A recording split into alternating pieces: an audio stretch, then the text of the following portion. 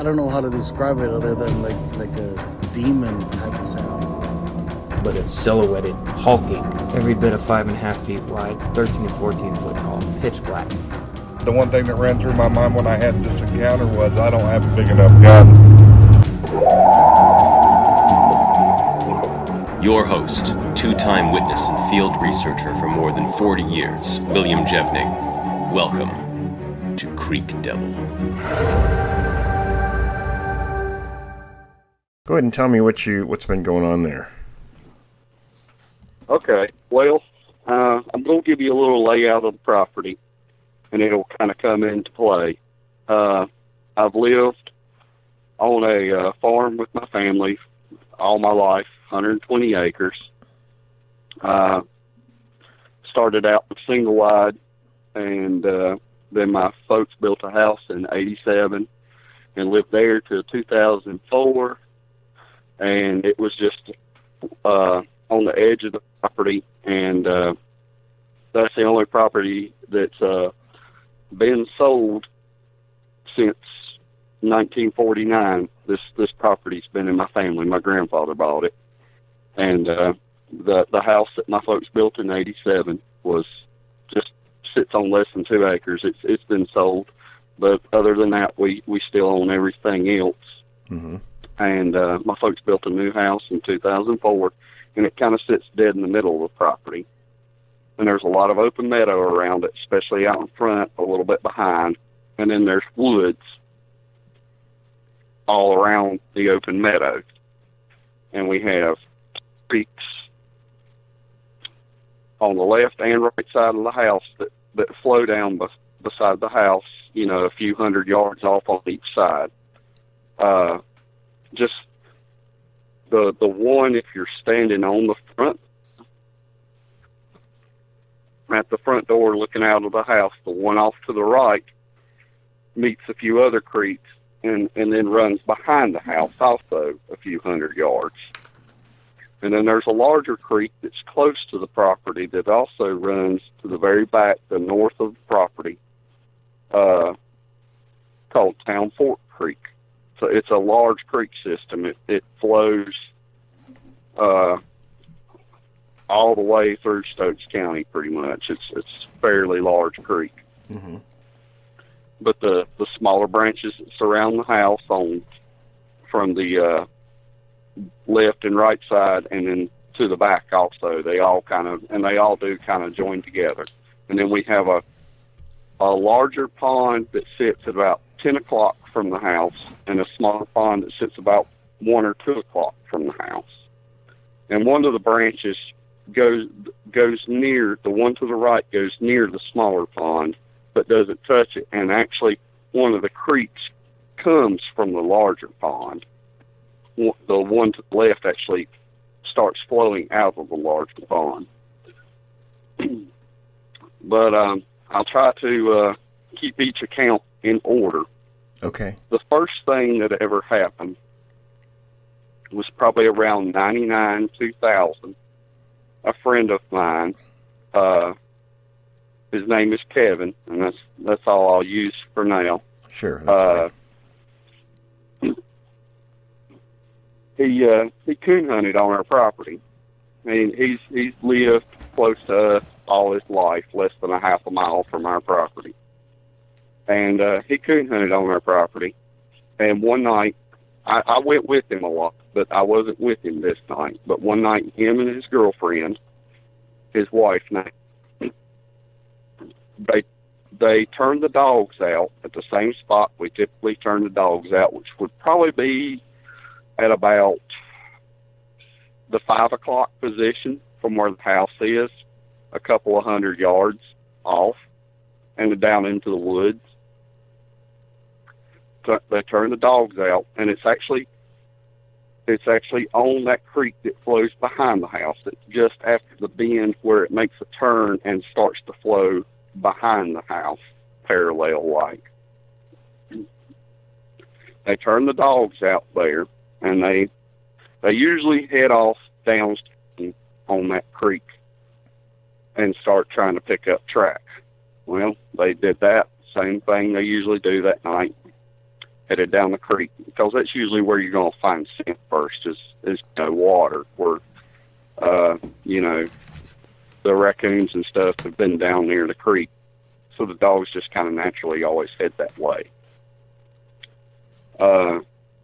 They didn't make it very far before he heard an awful commotion. The dogs come running back.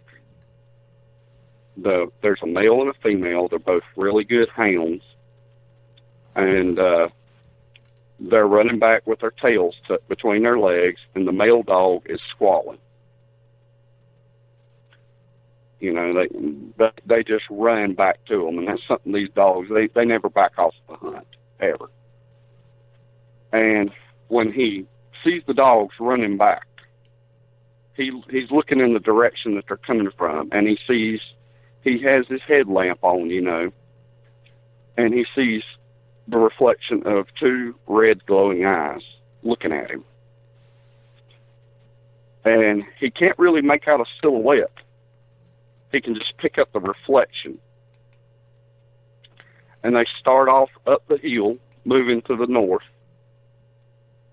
and just work their way from the wood line. And he told me that it was whatever it was covering some ground pretty fast.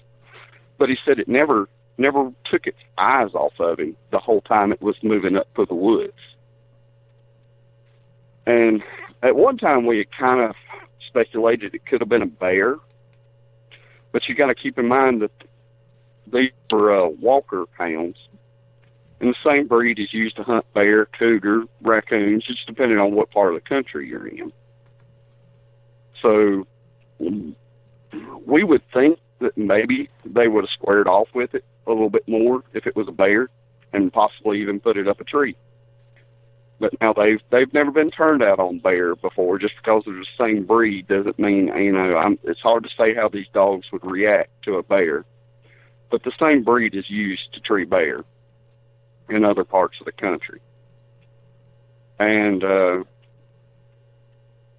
he just kind of watched the eyes till they went out of sight. But he said it was like it was looking over its shoulder the whole time, staring back at him. And then another time, he was in those same woods, but a little further back, close to Town Fork Creek. He was actually coming up from the backup water to Town Fork Creek. We call it the backup water because it feeds a large watershed lake that's near the property. And, it flows into it, and then it flows back out of it and becomes Town Fork Creek again and goes clear to the town of Walnut Cove.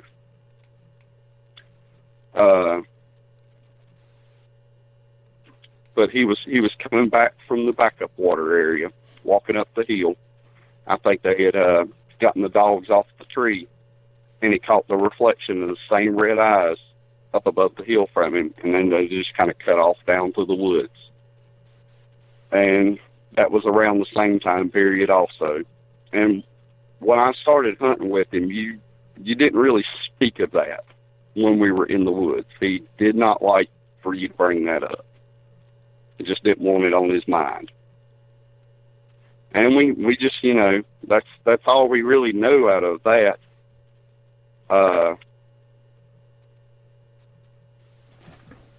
That was several years past before anything really happened. I'd say probably the next thing that happened was to another friend of mine, and I want to say it was around 2005.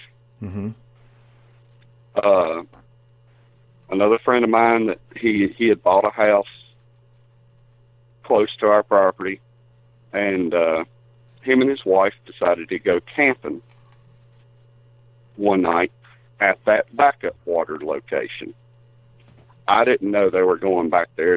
I guess it was a spur of the moment thing. They packed up the four-wheeler, and I think he had a little trailer that he was pulling by the four-wheeler with all their, camping gear, and they went back there and they camped out, and I think they roasted some hot dogs over the fire and stuff that night. Mm-hmm. And his wife got up in the middle of the night to go outside and use the bathroom. He can hear her outside doing her business, and then all of a sudden, this rock gets thrown into the creek. He said you could tell it was a large rock. And she comes running back into the tent, and he's trying to come out of the tent at the same time to see what's going on, and the first thing she sees when she's trying to run back in the tent is a shotgun barrel coming out the tent. He had a shotgun with him. Mm-hmm. And throughout the rest of the night, well, for the next couple of hours, they said they eventually went to sleep after all this happened. I don't know how they did that, but for the next couple of hours, they heard like what he would describe as hoots and whoops and wood knocks. And eventually, I think it kind of waned off. And like I said, he said they actually got a little bit of sleep that night. And I was like, I don't think I could have slept with all that going on. But his name is Brandon, and his name will come back into play in some of the other accounts because he's been with me when other things happen. Mm-hmm. So those were things that were told to me by friends that I didn't experience here on the property. And so, okay, not this. Well, there's one more I'm going to tell you before I get to that one. I'm trying to think how many years ago it was, but it would have, I'm going to say this is around 2010 or 2011. We had a lot of coyotes on the property, and I was hearing, when I was trying to sleep at night, I was hearing some sort of vocalizations, but I couldn't really make out what they were. And a lot of times I was half asleep, and I was almost thinking that maybe I was just kind of, in and out of consciousness, possibly not hearing anything but thinking I am. But, coyotes off in the distance can make a lot of racket. But I was hearing a lot of noises that didn't quite seem familiar, but I wasn't sure. Mm-hmm. After that went on for a few nights, I just decided to take a random walk around the property, and I went to the small pond I was telling you about at about the 1 or 2 o'clock position. On the dam of the small pond was a large rock, probably about 1 foot long, 4 or 5 inches wide, and 4 or 5 inches thick.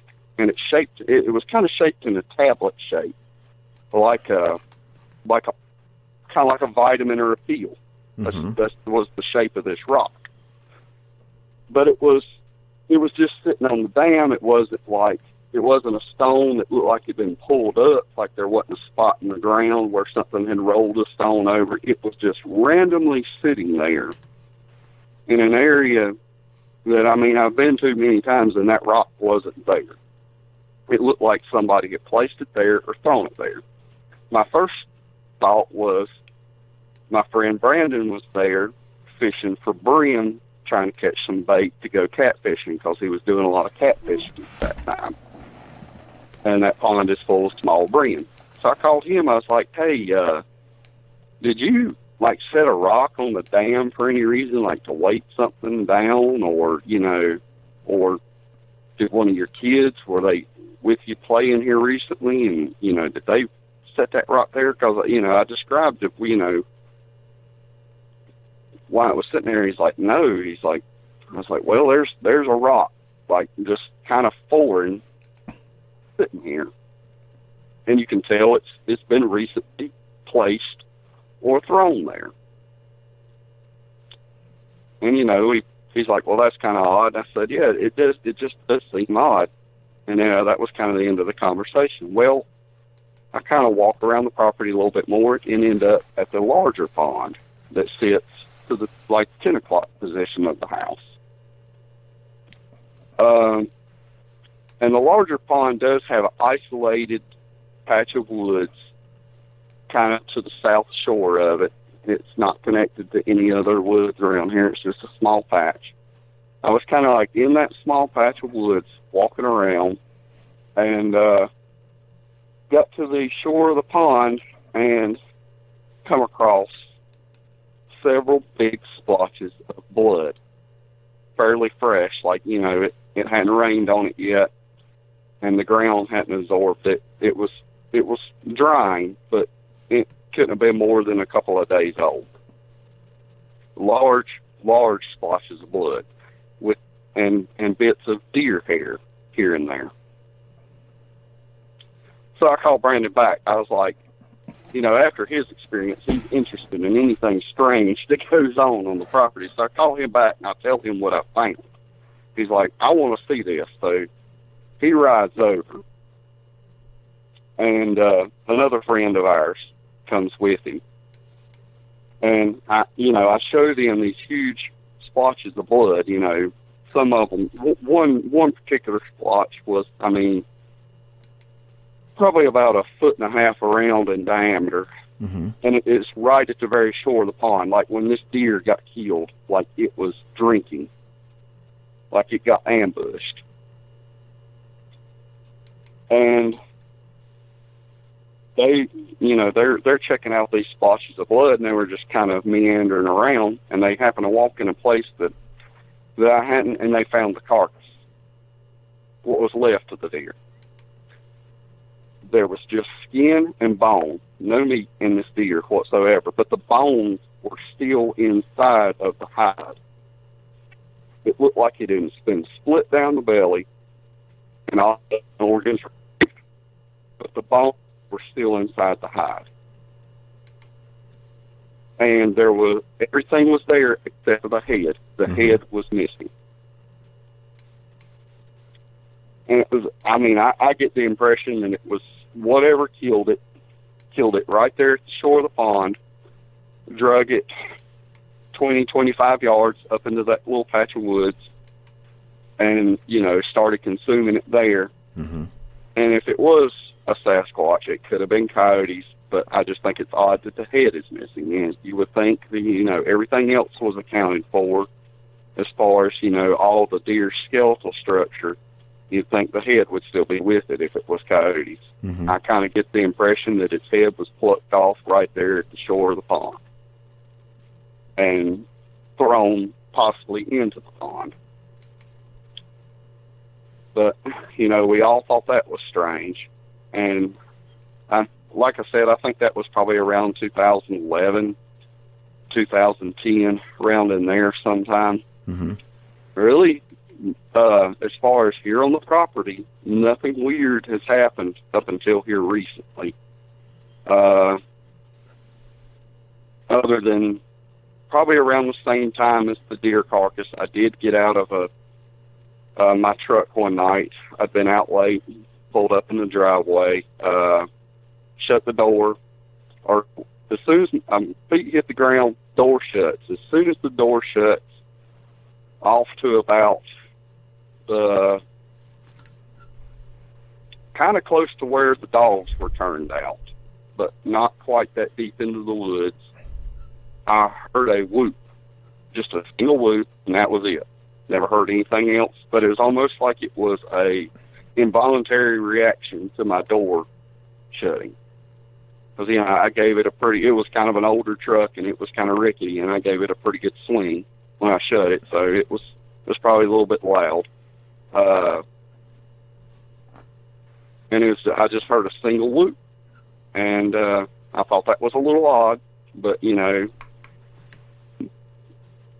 couldn't really tell what it was, but I've heard that Sasquatch do make that sound, and it sounds like recordings of them that I've heard, but I could have been mistaken. Might have been an owl, something like that. But I just heard that one single whoop, and it was almost, I got the impression it was almost like an involuntary response to my door shutting. Or maybe it completely meant to do it. But anyway, I stood there in the driveway to listen a little bit longer, and I even whooped back into the woods, kind of felt like an idiot doing that, but to try to get another response, and nothing happened. Sure. Okay, fast forward to now, right around this time period. Not this last winter, but winter before that, me and Brandon had been out coyote and fox hunting. We ended up getting a fox here on the property. We pulled back up to my parents' house, and mind you, I still live on this property to this day. I pulled up at my parents' house. We cut the garage lights on so we could see good, and had the fox laid out on the tailgate. And Brandon had shot it, and I started skinning it for him. And I was going to try to make him a pretty nice cape to like pin up on the wall or something, or hang up. And we're sitting there, you know, he's holding he needs to hold something for me while I'm like working on a leg or something like that. He's kind of assisting me, and we're talking, you know, and the blood from the I don't know if you've ever killed a fox or coyote or ever. I understand you've hunted in your life. Yeah, I used to hunt. Okay. I don't know if you've ever taken a fox or a coyote, but their blood is extremely loud. It stinks to high heaven. You can really smell like an irony smell to it. It's a lot worse than deer blood even comes close to. It's loud. It was almost to the point of turning our stomachs as we was skinning it.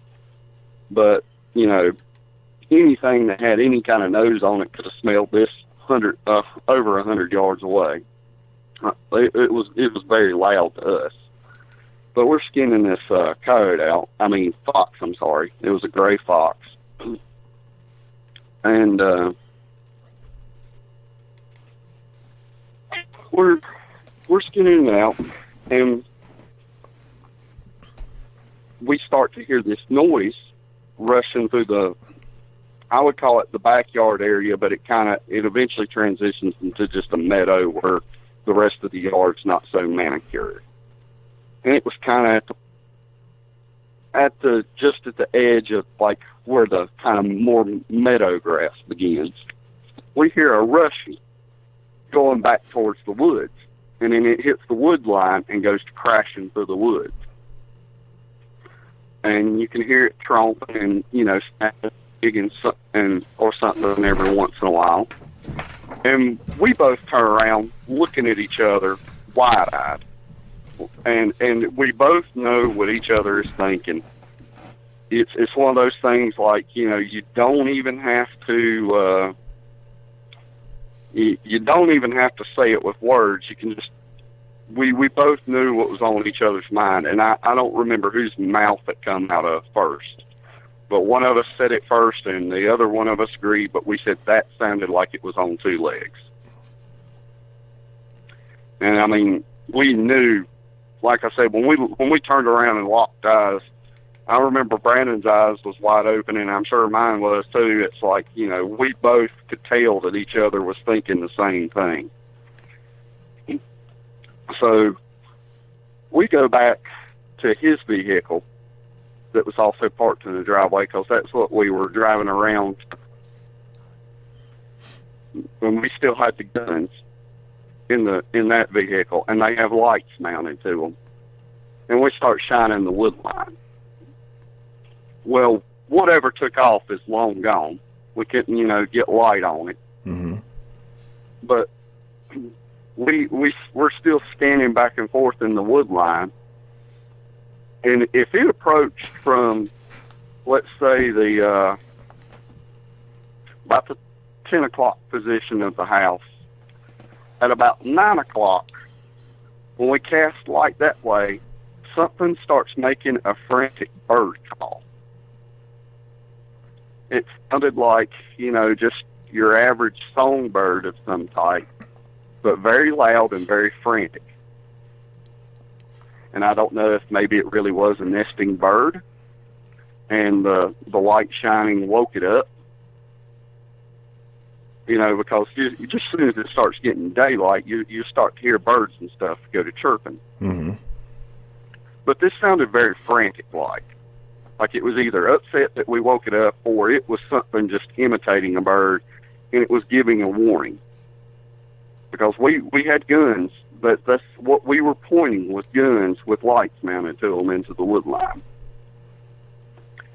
And eventually we could still hear the other one that approached and took off, faintly into the woods, but it was over the crest of the hill and we couldn't get light on it. And whatever it was that was in the heavier brush at the 9 o'clock position, it was pretty thick through there. It kind of, we could hear something walking in there too, along with the bird call. And it kind of faded back after a while. And also, at the same time, the bird call got quieter as it faded back. So we just thought that was really odd. And I know they've classified these creatures into different types. Mm-hmm. And around the South, we supposedly have mostly the type 2s. Correct, yes. And I've heard a lot of people that, research these things heavily say that the type 2s are well known for trying to steal hunters' kills. If they smell blood in the air or smell an animal, they will try to take that kill if an opportunity presents itself. Mm-hmm. And it kind of left me and him with the impression of the one that approached. We didn't hear it approaching. We just heard it darting off, and we kind of had the impression that it was trying to approach us, like if it was trying to figure out its odds of being able to steal that fox from us. And maybe it lost its nerve and bolted. Mm-hmm. But it certainly sounded like it was on 2 legs. I could be wrong. Could have been a deer that was curious, got too close, and got spooked and bolted. So like I said, we weren't exactly being quiet. We were, carrying on conversation as we're doing this and stuff. So, whatever it was, might have got a little too close, and, maybe one of us raised our voice at some point in the conversation, and that's what spooked it. But that's all there was to that. And everything else has happened here recently, like within the past 2 months.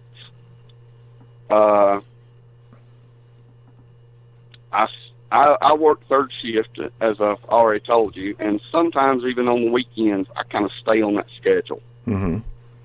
It's hard for me to get a solid night's sleep, and there's a lot of times I'll wake up at 3 or 4 something in the morning, just wide awake, and I'll walk outside just to chill out and enjoy being outside at night, because it is pretty nice out here in the spring and summer months at night. Mm-hmm.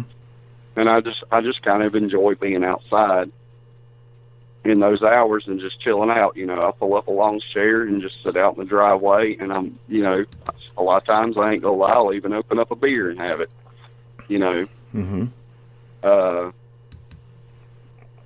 But I walked out of the garage one night.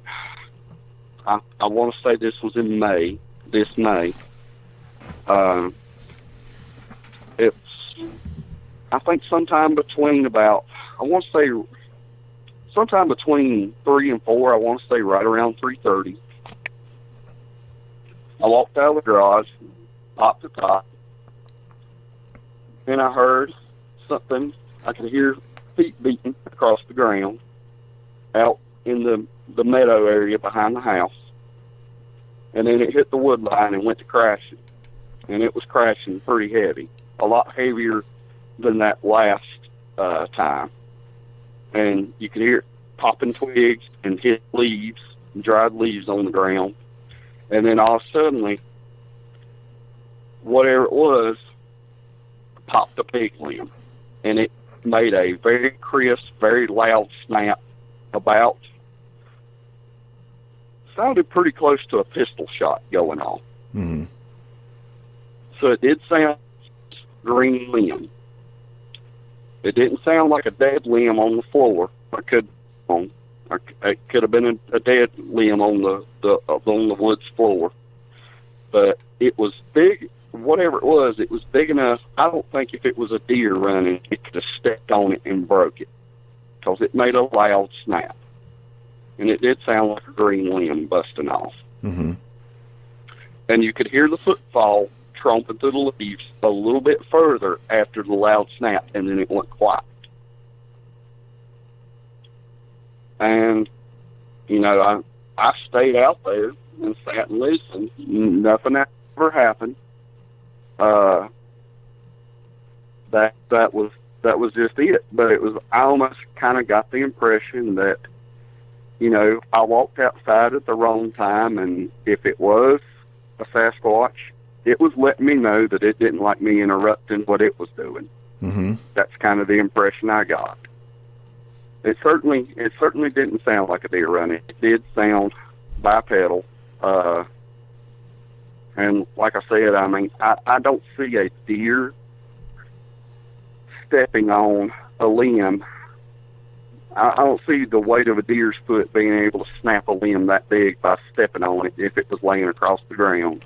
Right. And it did sound like a fresh green limb, you know, something still live that was broke off of a tree. And then, so getting right up to, I think this was not this past weekend, but weekend before that,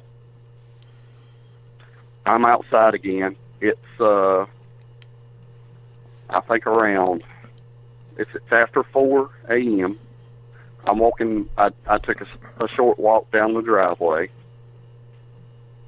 and I'm walking back towards the house at this point, and I'm kind of parallel with that smaller pond that sits at the 1 and 2 o'clock position. And I hear to my left, pretty much straight in the direction of that smaller pond, I hear a single wood knock come from the woods. And then a few seconds later, I can hear some rustling in the woods, and at about the same time, simultaneously, as the rustling started, I hear a deer bleating. And it bleats about 3 or 4 times, and then everything goes silent. Mm-hmm. And the rustling goes silent. And that's pretty much all there was out of that experience. You know, I listened a little bit longer, but never heard another thing. I mean, you know, you could start to see dawn cracking about 5 a.m. around here right now. You can start to see the first little bit of morning light. Mm-hmm. So, you know, whatever it was, if it was a nocturnal animal, it didn't have much time to get back to where it needed to be. And I kind of figure, I figure they got themselves a deer. From what I understand, I've heard that they'll use those wood knocks when they're hunting deer. Is that true? From your Sometimes, experience? yes. Well, I mean, it probably wasn't. It stopped me in my footsteps when I heard that wood knock, and it probably wasn't 5 to 10 seconds later that the deer started bleeding, and I heard some rustling. But I mean, after the deer stopped bleeding, the rustling stopped. That was it. And that's pretty much everything that's happened here on the property, other than me running across those wood breaks and the strange limb placed in the tree that I sent you pictures of. Mm-hmm. And there are a few more pictures I have of that, but those were the best ones that kind of do what I've seen the most justice. It really don't look like much from the pictures. You kind of have to be there on the scene. And that was on a neighboring piece of property that actually used to belong to family but doesn't anymore. That's a neighboring 90 acres Mm-hmm. that used to belong to my great-grandfather. To kind of give you, my grandmother was raised in this area, and my grandfather was from another area of Sussex County called Westfield. And when him and my grandmother got married, they bought the neighboring farm. So growing up, most of my years, I had about 310 acres to roam on. But that 90 acres, when my great-grandfather and great-grandmother passed away, my grandma had 4 siblings. It was never settled in the will. They never said, you know, this belongs to you and this belongs to you. It was never divided up. And my great-uncle was living on the property all his life until eventually, right after my grandmother passed away, the other 3 siblings that was left, they wanted the farm divided up and sold. So my great-uncle had to move. We let him into my grandmother and grandfather's house because they were both deceased at this time. And that farm was divided up and sold, and it belongs to various different people now.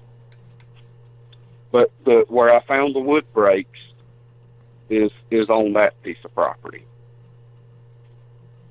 And it used to be a really clear meadow, but it's growed up with kudzu and everything really bad now. And actually, the wood breaks are right beside an old tobacco barn that belonged to my great-grandfather. And I kind of followed them in a line, kind of going up to a ridge line. And I don't know if you could make it out very good, but there was that relatively fresh wood break that was on some kind of small tree or large shrub. But those pine trees, there were 1 or 2 pine trees that is like broken in vent at the very top, and it's growed back there. Right. And like you could almost like, you know, follow them straight up away, starting at that fresh one. And then I found that limb that was in a tree. And the reason I think that's odd is because, like, if you look, there's not another tree close to it that has limbs big enough to have broken off and fell and landed and lodged itself on the limbs of that other tree. Like, you look up above and, you know, all the neighboring trees, it's obviously not the same kind of... I think that was the tree that it was jammed in. I want to say it was an ironwood or a beech, possibly a maple. I'd have to be back there to look at it. I really can't recall. But the limb that was in that tree was obviously a different type of... come from a different type of tree. And I'm like looking up above, and it's like there's nothing close enough to this tree for it to that has limbs big that size to have fell out and lodged itself there. Plus, it's at the very bottom. It's stuck in the very bottom limbs of that tree. It would have to have come all through all the other limbs just to have gotten jammed there. So it just gives you the impression that something placed that there. I don't know if you've ever seen anything like a random limb placed in other tree rim. I've heard about these teepee structures and where they'll lean trees against other trees and stuff like that. But have you ever seen anything quite like that? No, not really. I mean, I guess it's not out of the realm of possibility that it happened somehow naturally, but it just, judging from the surroundings, it didn't look like a windstorm caused that to be there. And also, like with the tree breaks, I seen like, the pines were old breaks that it grew back, and that fresher one, I didn't see no other recent evidence of wind damage from any of the other surrounding trees. And it got me to thinking, like, do they come through here? Like, is this an old trail for them? Like, do they come through here periodically and make a new marker? Like, are the pines, a 10-year-old, 20-year-old? Do they return to the area, to mark this area for a specific reason? And if they do, I think I know why, because the deer that come out into one of our meadows come through there, directly through there. Do they mark that as a, hunting grounds for deer or something? That could be. But that's everything that's happened here on this property. Now, my main experience that directly happened to me was still in Stokes County, and in Stokes County we have our own isolated mountain range. It consists, it's known as the Sara mountain range, but it consists of Saratown Mountain and another mountain that's all contained inside of Hanging Rock State Park. And the very top of that mountain is what's known as Cook's Wall, and then there's another ledge that's known as Moore's Knob, and then there's the actual rock structure known as Hanging Rock. And, there's various different things throughout that mountain, but it's like, it's one mountain range, but they're, Saratown Mountain kind of stands by itself. And, there's a low spot in between them, and then the other mountain that contains Cook's Wall, Hanging Rock, and Moore's Knob starts back up. There's actually like a little divide between them, and there's actually a road, Highway 66, comes in between them. I was on an area. The community is kind of known as I would say it was in like the Double Creek Rock House area. They call that area the Rock House because there's a house built out of stone that was built by a Revolutionary War colonel by the name of Colonel Martin, and his house was used as a fort against British and Indian attack, and part of it still stands to this day. From my house where I live, it would be over Saratown Mountain and on the back side of it. That mountain range lies at almost the most northernmost part of Stokes County. And then after you go over the mountains, there's still a little bit of Stokes County left, and then you get into Surrey County. But me and a lady friend of mine, we had rode out to the top of Saratown Mountain. There's a few houses up there on it. There is a road going up to the top of Saratown Mountain. They have radio towers up there and cell towers and stuff like that. And then there's a gate before you get to most of the towers where you can't drive any further. And there's a turnaround. We had parked there in that turnaround, and I mean, that nothing else really needs explanation after that. But we kind of got interrupted by somebody that lives in one of those houses. So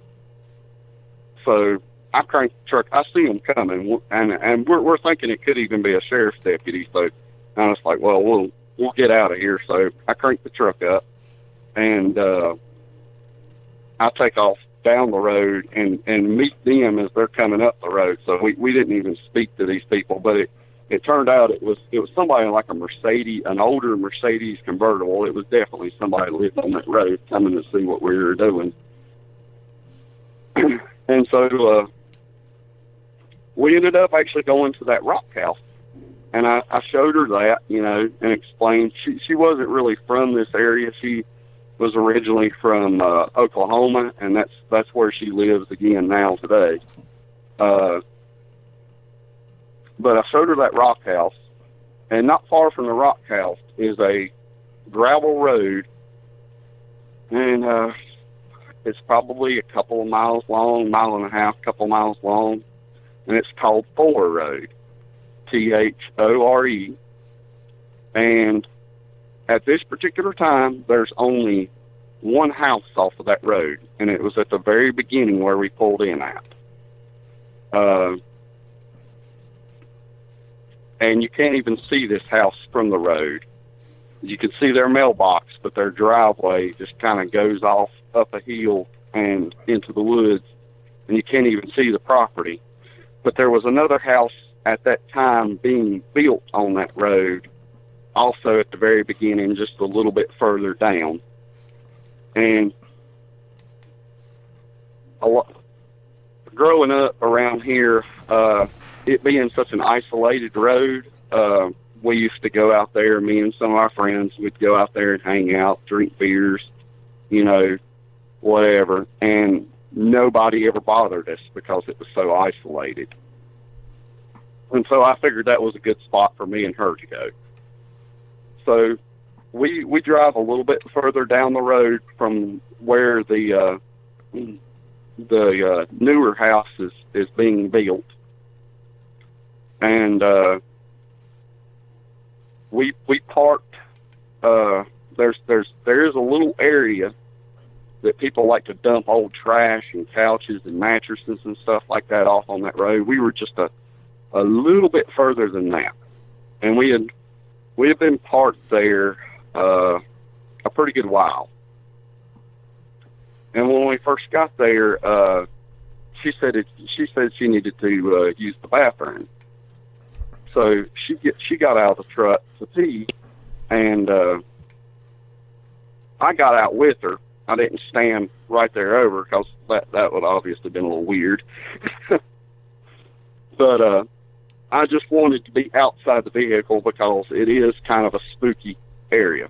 Mm-hmm. There's nothing but woods around this road, and it's just a gravel road cutting from one hard road to another, or one paved road to another through the woods. And there's a few meadows and farm roads and fields that come off of it. But like I said, there was only one house at the very beginning of that road at this time.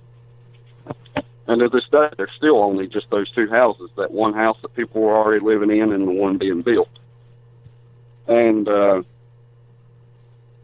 she got back in the truck, and, we fooled around for a little bit. And so we kind of, stopped that, and we were just sitting there talking, and I started hearing this low, deep sound. At first, it kind of sounded like a bullfrog to me. Mm-hmm. It was very faint, but at the same time, it was deep and low, and that's why it reminded me of a bullfrog. And that's what I thought at first. And she's talking, and I'm kind of more like listening now, why do I keep hearing this bullfrog? And then it kind of dawned on me, we weren't nowhere near water. Mm-hmm. There is a creek that crosses that road, but we were a good ways before you get to that creek yet. And so I'm thinking, there was scrubby pines directly to my left out my door of the truck. We'll call them Virginia pines around here. They're kind of short, scrubby, brushy pines. And that was what was to my immediate left out my door. And it was more hardwoods out her side of the truck and out in front of us. Because we were parked right before a bend in the road. The road veered to the right slightly, so there were actually kind of like woods in front of us. And there was a little bank going up, the road bank to those woods. But kind of to my left, out my window, I'm hearing this bullfrog sound. And like I said, it dawns on me that we're not near water. And I've never known bullfrogs to be very far away from water. Not typically. Yeah. So I'm kind of honing in on this now. It has my interest. I've been hearing it for a while and just blowing it off as a bullfrog until dawned on me, you know, that we're nowhere near water, so it has my interest now. And she seems oblivious to the fact. She's talking, and I'm kind of like tuning her out, you know, at this point, like listening to this sound. And it gets louder to the point where I'm thinking, you know, I'm starting to like look like, is she not hearing this, you know? And like, I eventually, I said, you know, be quiet a minute. And you know, she hushes up, and I said, do you hear that? And she starts listening. Now, to explain, I didn't have my actual window down on my truck. The windows in that, it was an older Ford, and it's not the truck I drive today, but the windows were electric, but the radiators had gone out in them. So if you rolled them down, it was hell getting them back up. I had the vent glass opened. That's what I was listening through. So I'm like, you know, I'm leaning my ear closer to the vent glass, and she's kind of leaning over my way, and we're listening to this sound, and it's still relatively faint, but it's getting louder. And it just keeps getting louder. And it was like just this deep guttural, like, bruh, bruh, bruh. And it would kind of like go, bruh, bruh, and like, then it would kind of like roll into a growl almost. And I told her, we kept saying back and forth to each other, what the hell is that? You know, and I told her, I said, it sounds like a bear. That is what the term that I've heard used, they call it getting puffy. When it's fixing to charge, they'll kind of do that same display. They'll grunt, you know, like a sequence like that, kind of. And we do have bear in this area. We've had bear on the family farm before. Bear have been seen here, and, you know, bear sign and stuff like that. And I said, it really sounds like a bear that wants to charge. But I told her, I said, why would a bear give a crap about a cart pickup truck? Like, why wouldn't it just go on about its business? I could understand if we were outside the truck and jumping around a little bit and it felt threatened. But you would think a wild animal would, if it's seen a parked vehicle, would probably just avoid it or pay it no attention at all. And so I'm just like, you know, we're just talking back and forth, like, what the hell is that? And it's getting louder. Like, it's very close at this point, like just at the edge of the wood line. You know, just far enough away that it can conceal itself. Which I didn't. I don't think I had a good flashlight with me in the truck that night. And to be honest, I kind of felt like it'd be a bad move to step outside the truck, because that's what I would have had to do to shine light, because my window couldn't roll down. Mm-hmm. And we had the back glass, had a sliding back glass. We had it open, and I believe her vent glass was also open. And same scenario with the window on that side too. Window regulator was shot. So we got both vent glasses open and the back glass open. So, you know, we got a good amount of sound coming in, and, you know, just enough to keep us cool while we're sitting there too. And, you know, we just sit and listen for a while at this sound, and it sounded like it's getting fairly aggravated that we're there. And I just keep telling her, I said, if it is a bear out there in the woods, why does it care about us being here? And we just keep, you know, talking back and forth, like, you know, what in the hell is this thing? And eventually, at about going off the front end of the truck, at about probably this thing is now probably at about the 11 o'clock position. It's in front of us and slightly to the left of the truck, my side. It's kind of in front of us, but just off to the left a little bit. It's up on that embankment that's in front of us inside the wood line. when I started hearing it, it was more to my left. But we've got it about pinpointed where it's at. And then, so it's at about the 11 o'clock position. And then at about somewhere between probably the 9 o'clock and 10 o'clock position, sounded like maybe 100 yards away, we start hearing wood knocks. And so at some points it sounded more like wood knocks, and at other points it sounded more like rock clacking.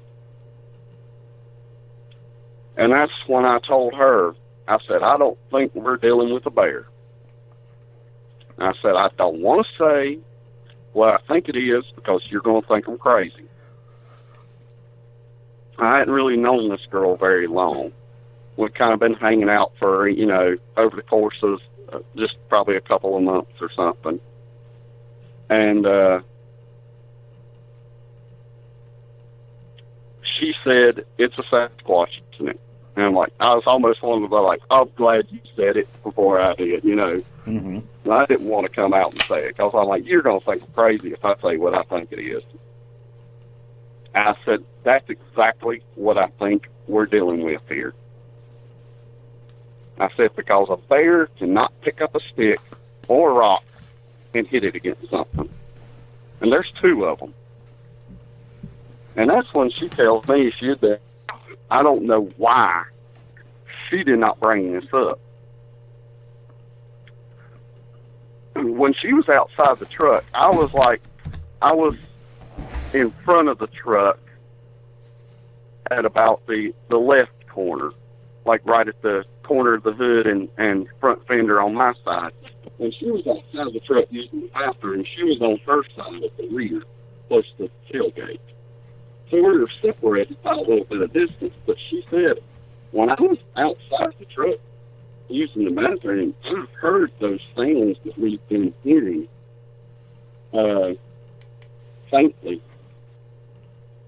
But at that time, she said they were from where the truck's parked, they were at about the 5 o'clock, 6 o'clock position. So it's like they went from being on the right rear corner of the truck to more like the left front corner of the truck. I was like, why did you not tell me this? She's like, I didn't know what it was. She's like, but it was like that bullfrog sound, bear grunting sound that we've been hearing. She's like, I heard it then. I'm like, why didn't you tell me this, earlier? And she's like, I didn't know what it was, so I didn't say anything. I said, well, that means they have been circling us for a while, because she got out of the truck when we first got there, and at this point, we'd probably been there for over an hour. And we continued to sit there, and the wood knocking and rock clacking and the grunting continued, and the grunting got more aggressive the longer we were sitting there. And when we come to the realization of what we could be dealing with, she started to get scared. And at one point, she started to tear up a little bit. And I said, if this is bothering you, we will leave.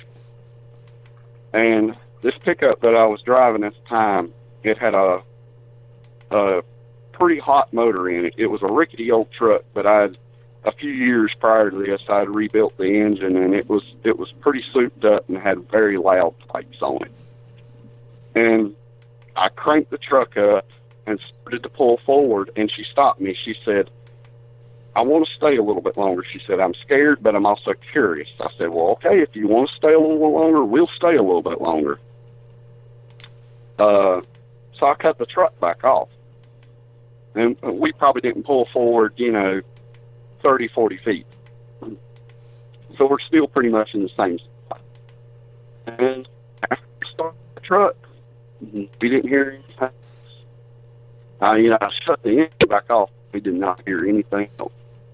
We sat there for a little while longer just to see if we hear anything else, and we never did. And so we left, and I think the time I got home was 30. Started at like somewhere probably between 2:30 and 3 o'clock at night. I just wouldn't think there would be a soul out there to have messed with us.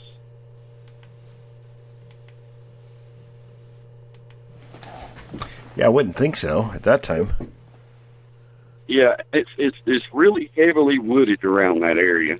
And to be honest with you, Will, I don't think it would be humanly capable to make that deep and guttural sounds. Mm-hmm. I don't think a man could do this. I don't think a man could resonate that deep a sound. You could almost, it never got like loud where you hear these things, people talking about them screaming, how loud, and they can jar your insides. Oh yeah, I've heard it myself. To be just grunts and growls, at a fairly low. I mean, it get louder. It was pretty much right in front of us at one point, but a growl or grunt can't be but so loud, but you could almost feel the bass, the deepness. And even when I first started hearing it, you could feel how deep it was, almost more than you could hear it. Mm-hmm. And that's what had me thinking bullfrog, because to be a small critter, he's got a set of lungs. Right. If you're down in near a pond or something, and the bullfrog starts calling, it's very deep, very bassy, and you can almost kind of feel it. Feel the bass of it. That's what I was kind of likening it to at first, because it was just bassy. But that's pretty much my experience. And one thing I'd like to add, I mean, this is a little embarrassing. The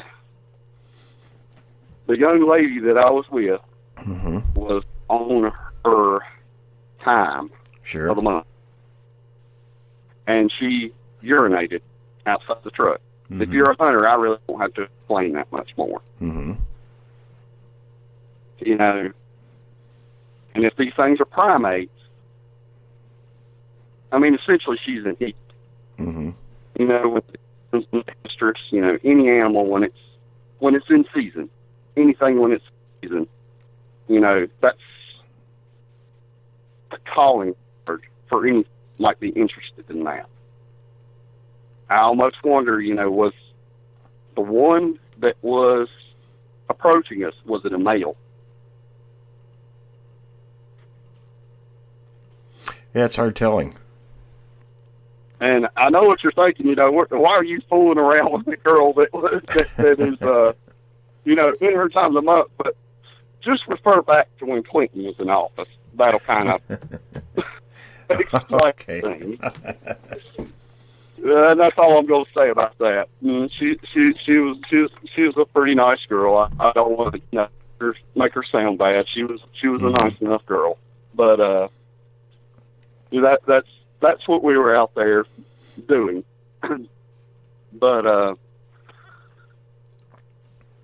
it just has me wondering, was it interested in her? Yeah, it's and hard, when it's I hard think about telling. that's scary to me, because I have heard, listening to other YouTube broadcasts, I have heard of the incident that happened at Brown Springs. Are you familiar with that one? No. It supposedly happened. It was I know you have to know who Bear and Kumbo are. Sure. Okay. I don't know how you think of them as researchers. They seem to know a lot, from what I understand. But supposedly, I've heard them tell a story. You can find this on YouTube, where they called in to another radio show. It wasn't their own radio show, and they were speaking to Bear and Kumbo, and they talked about the incident at Brown Springs. I believe the title to the video was The Bad Side of Bigfoot. But the gist of what happened was there was a guy and his girlfriend out parked, and they found both of them killed. And that they officially it was written off as a murder. Mm-hmm. But the guy's head was twisted around. He was looking at his back. The girl was in the car, tore apart. And, it was almost like it come up when they were in the middle, full around, and popped his neck, twisted it around, threw him. He was several feet away from the car, and she was still laid on the hood. Mm-hmm. Like something had, grabbed her. But there was an assault on her. Don't have to go into detail there to get the picture. Mm-hmm. And then she was ripped open. Mm-hmm. And supposedly, if you listen to the radio, supposedly this was all confirmed through a friend of Bear Kumbo's one that was ex-cop that was able to gain access to the files on it or something. But it makes me think of that incident, like how bad things could have went had this thing decided to try something. And there isn't any history of them doing that, though. I mean, killing people, yes. Really? Doing that, no. But they have killed people. Oh, yeah. But they you hear the Indian legends of them wanting to take women and stuff like that. They don't have any interest in anything like that. Well, that's more in the line of meals. Looking for. Yeah, not for mating. I figured, primates, or I've heard of cases where chimpanzees showed interest in human women and stuff like that. I think that's pretty rare, though. Okay. I just, it was something I was considering as a possibility, why it may have been bothering us or however, or circling us. At some point, it had to cross that road. Because it was on the other side of the road to our rear and right when she said she heard it the first time. Then it was to our left. Yeah, it's pretty typical behavior. Yeah, that definitely crossed the road, or maybe made a complete circle around us. I don't know, but they had been there all along, mm-hmm. and we were unaware of it for a very long time. And it is pretty spooky to think about that. You guys probably did have. Yeah, you probably interrupted a hunt. Yeah, and see, that's another thing. That's a detail I forgot to leave out. We had seen a lot of deer that night. Oh, there you go. Yeah. A lot of deer out that night. And the last ones we seen before we parked were relatively close to that area. There is a few meadows on the way to that road off the paved roads. Mm-hmm. And we had jumped a lot of deer. I don't think we've seen any deer on that specific road, but it's really heavily wooded, so you probably wouldn't see them. There is one meadow that you can see that's directly in front of where that house was being built. Mm-hmm. And that's normally where me and my friends used to park back in the day, where those people had bought that property and that were building that house. And that was new to me then. When I pulled up, I'm like, holy shit, somebody's building a house here, So we drove a little bit further and parked, because we normally park right there where their driveway is now coming out. And, I've been back to the site a few times, a few days later, me and a friend of mine, Brandon, actually, that had the rock thrown in the creek at him. Mm-hmm. He's interested in the subject as well. I told him what happened, and I got my .45 pistol, and I think he brought a pistol too, and we went and sat out there a few days after. It might have been, nothing happened then, though. Mm-hmm. And, my dumb ass at the time, I was thinking a .45 is kind of the end-all, be-all of pistols, and then until I started reading accounts of people shooting bear with full metal-jacketed pistol ball rounds and it glancing off their skulls, and that's when I decided I need something bigger. Yep. And as I told you, I now, about everywhere I go, especially if I'm going to be out in the woods as a backup gun, I carry a .44 Magnum with 320 grain hard cast loads. Yep. that they're whoop ass. They're the kind of loads you use to stop fare charges. Right. And that's one thing I wanted to ask you. If one got aggressive and one trick, you've seen these things. You're breaking up a little bit there. I'm sorry. You're breaking up a little bit. Oh, okay. I was asking the 44 Magnum with the loads I'm carrying. Can you hear me good now? Mm-hmm. Yeah. If one charged and I had to use it, would that do the trick? Shoot him in the face. It'll do it. Say again? Get a face shot. If I get a what shot? Shoot him in the face.